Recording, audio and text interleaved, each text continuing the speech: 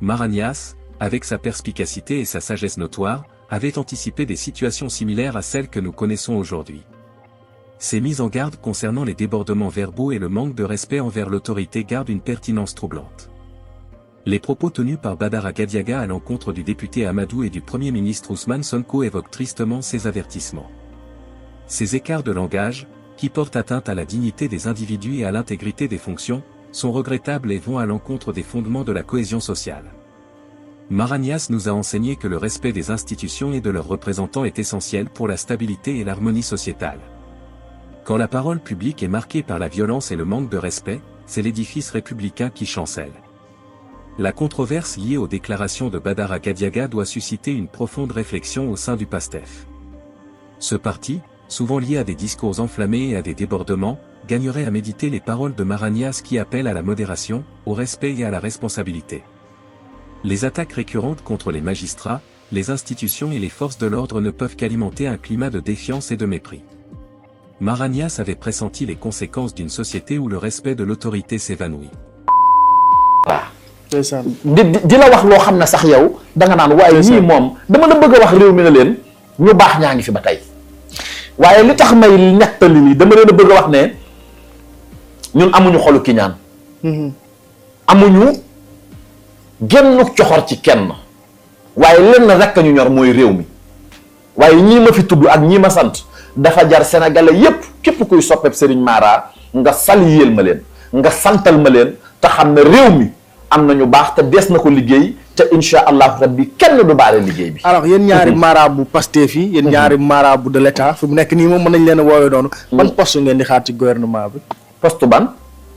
mais ñëpp a ngi réclamé loolu. sëñ Mara ban poste lay xaar ci gouvernement poste dafa am lu ko gën man sama poste mooy président Ousmane Sonko ak président Bassirou Diomaye Faye man ñaari poste yooyu laa occupé. donc yow da ngay continuer di leen seetal. ñoom laa occupé ci gouvernement bi. d'accord poste président Bassirou Diomaye Faye ak président Ousmane Sonko lépp lu leen nar na xefet danaa ne ko laseet ba noppi na la feraax danaa ko def de ñun soxlawuñu pal ñun soxlawuñ ko ndax nañ am nañu liggéey te am nañ ci luñ ne. donc liggéey bi day continuer. ah ñun suñu liggéey du mënul lu dul. mais ñu bari dañ doon wax ne sëñ Mara fi mu ne nii war nga bàyyi seet parce que yow. gis nga man ma bàyyee seet ba Sénégal gis naa lépp waaye ba Sénégal yi duñ ma dóor tey am na ku nekk fa mu toog lenn rek lay ñaan yàlla. woo sëñ Mara mu seetal koy mbiram. xam nga man nit du toog naan damaa dëggu waaye lépp lu may wax nar naa ko. ki am yéene ngir ma liggéeyal ko mbiram defal ko ceetam waa kooku bu ma ko defalul du ma ko tooñ. dëgg la. tama amub liggéey. waaw. amub liggéey mooy lan Serigne Mara mi nga xam ne lu mu tuuti tuuti mi ngee ki daaraam di sant yàlla. lu mu tuuti tuuti xam ne Serigne Saliou Mbacké formé nañu ci wàllu mbay ñun. te nit du ne dama bëgg wax réew mi ne leen ñun duñ ay waye di dañoo nekk ci loo xam ne li ñuy def man bu doon seetay maye weccat ak alal xaalis duma ko am. Didier baa xam nga ne man bi may yor samay tool di bay. ci Sénégal gii di ko delloowaat ci biir réew mi. amul benn ku sama moroom moo xam ne fekk si na ma ana nuñ koy defee man loolu Serigne Saliou ma ci yar. man mii. bi may yor samay tool di bay ak di dimbalee ak di def social dama la bëgg wax na la ñun duñ ay waye di maan dañoo yor suñuy liggéey di liggéey. tedd nga ba pare. teddu ma sax boo waxee loolu gars yi jàpp ne man tam tedd moom daa garaaw li ko gars yi di gisee ni koy kiyee waaye dama laa bëgg wax na la. Serigne Sall teral na Serigne Sall dimbale nañu xëccoowuñ dara. soxlawuñ dara xam nga fu ñu sonnaat réew mi. mën ñu jóg ñun ñëpp ñu takkuwaat te liggéey daanaa leen ko wax ne leen ab seeta ko ñaan kese dug Serigne. tey am na ci sëriñ si rek ñoo xam ne man xam naa leen ñi ngi ak seen i tool ñi ngi bay ñi ngi ak seen i daara alxuraan ñi ngi jàngale ndax ñëpp mënuñoo nekk tamit ci wàllum tubaab ba rek. alors sëñ Mara kooku nag. amoo jot daanaka di nekk ci yenn yi wala nga cay def. da ngi doon wax vraiment lu ne ci président Ousmane Sonko c'est-à-dire que lu ko mës a jege. lu ko mës a laal lu koy waaj a dal.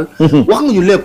man wax dëgg yàlla à un moment donné dama jàppoon ne sëñ Mara dafay dalal xelu patriote yi quoi parce que koo xam ne dañu la tëj condamné nañu la Sonko ngi ci biir kaso bi Diomaye ngi ci biir kaso bi toujours ngay continuer di ñuy wax gis naa ko ci palais bi day falu day jël réew mi dama doon wax à un moment donné ma ne dama ne la woon mooy falu te mooy fal kii falu te loolooy dëgg ba pare fi mu ne mooy continuer fal kañ lay teg gouvernement bi dama ne la ku xamul Serigne Mara lii muy def ak li muy wax da ngay toog may sant nag sénégalais yi gis naa ñëpp xam nga ci lan. ci niñ ma salué ñoom laay delloowaat lii du sama ndam yéen laa koy joxaat. waaw ñu ngi lay njukkal fu ne. waaw ñoom laa koy delloowaat. sénégalais yi boo gisee ñuy topp nit ci dëgg lañ lay topp tey bu ma defoon leneen a nit ñuy saagaa ñeneen ñi lañ may saagaa. mais tey il faut ma sant leen gërëm leen. na leen jërëjëf kenn ku ci nekk li nga def ak li nga wax ci Serigne Mara. yëg naa ko te maa ngi lay delloo cant gi ak ndam li te duma ko bàkkoo mukk ci àdduna déedéet duma ko def dama leen koy delloowaat di leen wax ne man seenu jaam laa damay continuer di leen wax li nga xam ne mooy am ci kattanug yàlla maye na lu ne te yàlla am na lu ne nag yàlla li gën a waaye nit ñi léegi dañoo xaw ma dañoo yeb yàlla xaw ma xam nga yàlla lu mu wax yàlla lenn lay gën a sabablu te loolu dama koo gis ci président Ousmane Sonko xam nga mooy lan Sonko boo àndeek moom sax yàlla dalay defar ndax dafa ragal yàlla ndax suñ borom ma ko wax dana ana ki gën ci yéen mooy ki gën a ragal yàlla inna akramakum indallahi atqaakum te Sonko ragal yàlla mënta paase nga liggéey ci bërëb ne ku ma mas a jëlal ragal yàlla mënta paase lii ñuy indi ci réew mi pàccoo wuñu ko ragal yàlla mënta paase nga naroon a far procès bi ñëw taxawal sa ndaw mu jël réew mi ragal yàlla mënta paase amul kenn ku la mën a tuumaal te yàlla seetalu la moo tax ma ne la président Ousmane Sonko boo ànd ak moom sax yàlla dalay baaxal te loolu mooy dëgg bu may wax ci moom nit ñi léeg-léeg da maa yow da ngaa xër ci kii xëruma de man waxaguma dara ci Sonko ni ko yàlla def da nga koy nangu noppalu te maa ngi lay wax beneen mbir di ko wax sénégalais yépp mooy président Ousmane Sonko insha allahu rabbi kenn du dox ci digganteeg moom ak ci palais bi dama ne la woon élection yi moo ciy génne waate kenn du ko ci génne dëgg la de néew ma la woon fukki at ak juróom yi ci kanam ba ma koy wax def na at de wallaay kenn gëmu ko biddiw ba moo fenq àgg naa ci na la kum topp ci ginnaawal campagnal la waaye sénégalais yi lii nag du ay déedéet li waa ji waxoon ku man na def danaa leen ko wayal nag ku mën na def ku mënul na ba loolu mooy dëgg de ku mën na def